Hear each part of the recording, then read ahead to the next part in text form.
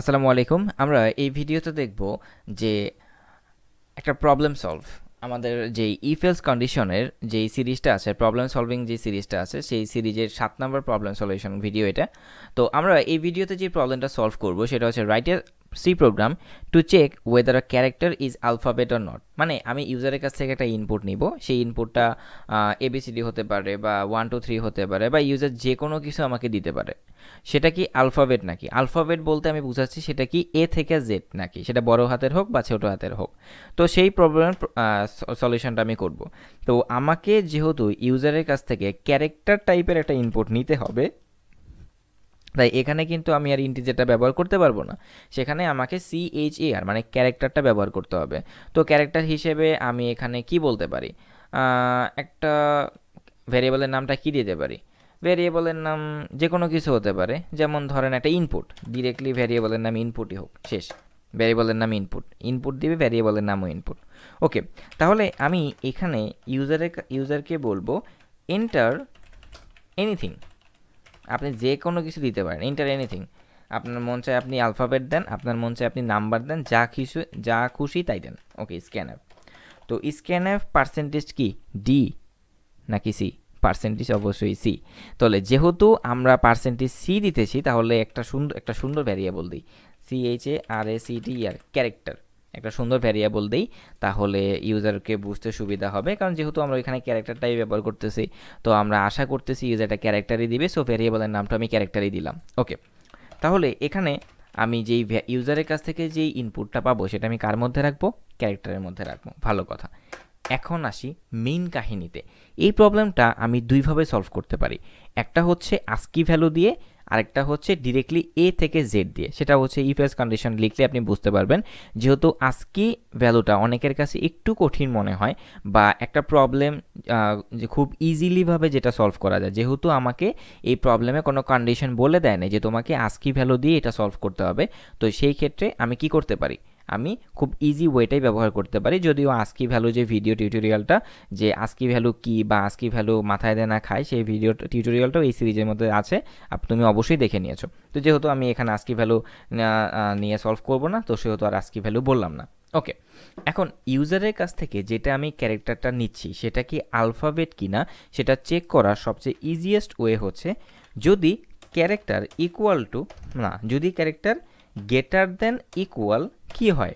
এ হয়। মানে ক্যারেক্টারটা যদি এর সমান বা হচ্ছে এ থেকে বড় হয়, অ্যান্ড অ্যান্ড সরি এটা না, অ্যান্ড দেন যদি ওই ক্যারেক্টারের ভ্যালুটা লেস দেন ইকুয়াল ছোট হাতের জেড হয়।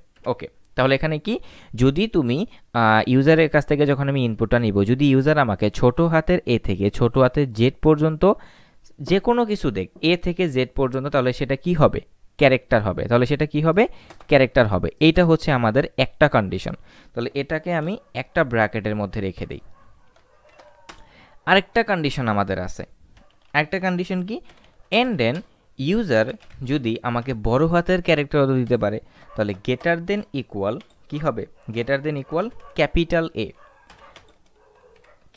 এ, and then CH character less than equal কি হবে? Less than equal capital Z. মানে হচ্ছে ইউজার যদি আমাকে কোনো ছোট হাতের অক্ষর না দিয়ে আমাকে যদি কোনো বড় হাতের অক্ষর দিয়ে ফেলে, তাহলেও সেটা কি হবে? ক্যারেক্টারই হবে।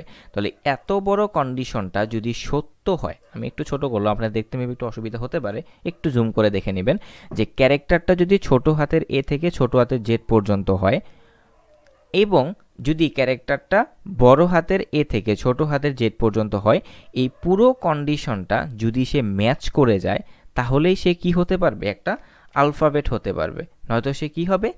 ডিজিট বা যে কোনো কিছু হোক, সেটা আমাদের দেখার বিষয় না।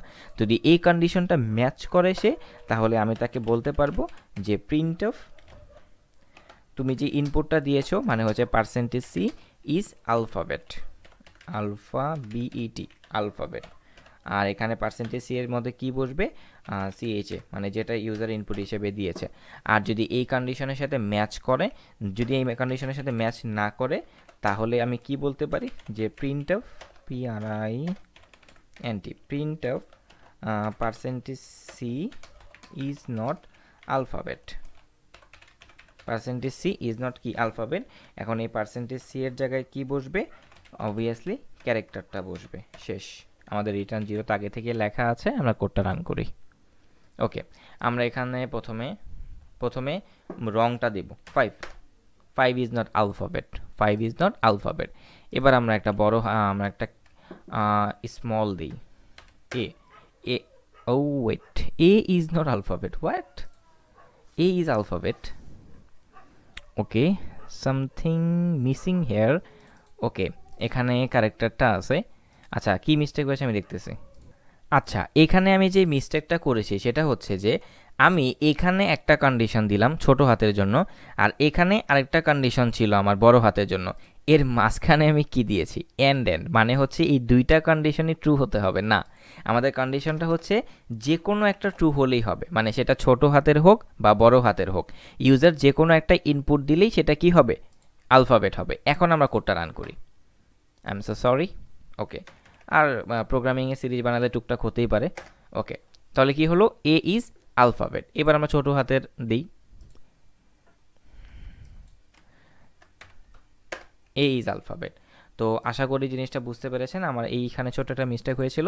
তো আমরা এর পরের টিউটোরিয়ালটিতে যে প্রবলেমটা সলভ করব সেটা হচ্ছে write a C program to input any alphabet and check whether it is vowel or consonant.